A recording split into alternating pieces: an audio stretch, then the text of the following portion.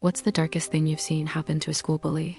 We had this bully at school. I'll call her Britney. Everyone knew her. She mostly picked on kids younger than us. She never hit us older kids, but she had other ways of getting to people. She loved spreading rumors, talking trash, and making others turn against each other. The worst part was that teachers loved her. She was the teacher's favorite, so she almost never got in real trouble.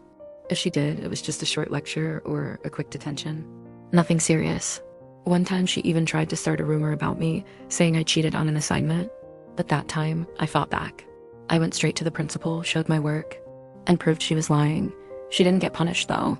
She just sat there, smiling, like she had already planned her next move. And she did. After that, she didn't come after me again. But she started targeting my friends and younger kids even worse. That's how she worked.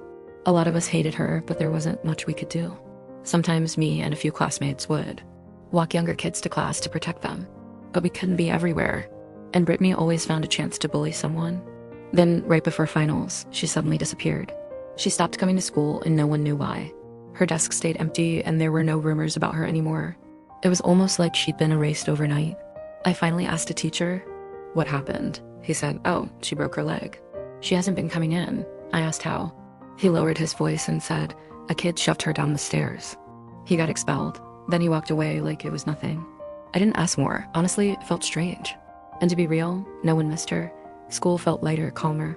The younger kids weren't so scared anymore. Months later, me and my mom were at the mall eating in the food court. That's when I saw her, Britney. She was sitting in a wheelchair just a few feet away. She didn't look like the same person. She looked miserable, empty. The girl who used to walk around like she owned the school was just staring at her food like she had no fight left in her. I pointed her out to my mom, told her who she was.